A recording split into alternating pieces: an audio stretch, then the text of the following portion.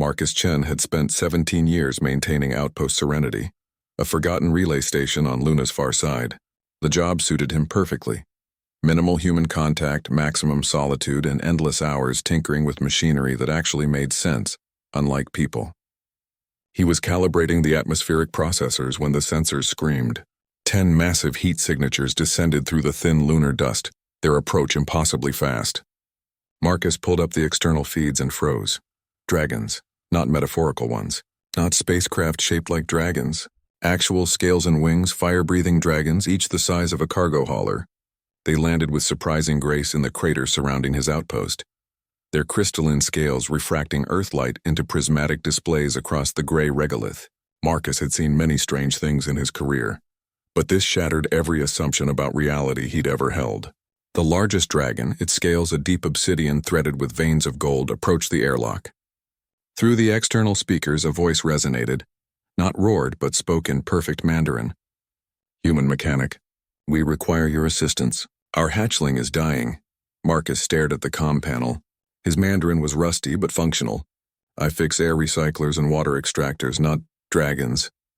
"You fix what is broken," the dragon replied, switching to flawless English. "That is all we ask."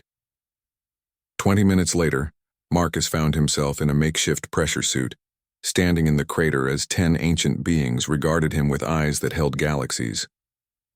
They'd created a temporary atmospheric dome using what appeared to be manipulated energy fields, technology that made humanity's best efforts look like cave paintings. The obsidian dragon, who introduced herself as Kessereth, led him to the smallest of their kind.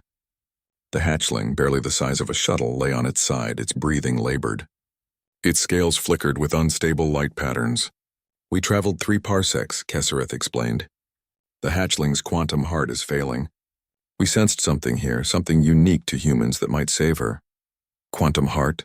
Marcus knelt beside the creature, his engineer's mind already cataloging symptoms.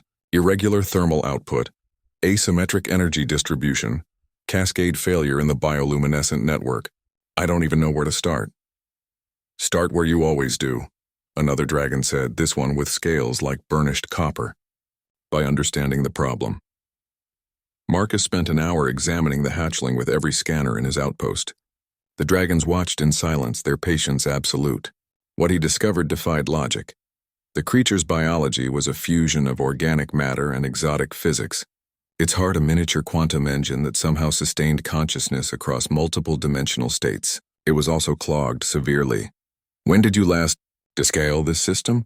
Marcus asked, pointing to a buildup of crystallized energy along the heart's primary channels. The dragons exchanged glances. "Descale?" Kessereth asked. "Yeah, maintenance, like changing a filter." Marcus pulled out his toolkit, primitive by dragon standards, apparently revolutionary by his understanding. "Your hatchling's quantum heart has accumulated dimensional debris. It's like cholesterol in an artery, but for reality itself." He worked for 6 hours straight, using techniques he'd developed for cleaning microscopic contaminants from fusion reactor cores. The dragons provided energy field manipulation to support the hatchling's other systems, while Marcus carefully, methodically cleared the blockages with modified plasma torches and magnetic resonance pulses. It was delicate work. One mistake could collapse the quantum state entirely. But Marcus Chen hadn't kept a lunar outpost running for 17 years by being careless. His hands were steady, his focus absolute. When the final blockage cleared, the hatchling's scales blazed with sudden light and she took her first full breath in weeks. The dragon's joy was palpable, a psychic wave of relief that made Marcus's teeth ache. "You saved my daughter," Kessereth said, her voice thick with emotion. "We are in your debt, Marcus Chen." "I just cleaned some tubes," Marcus muttered, uncomfortable with the gratitude.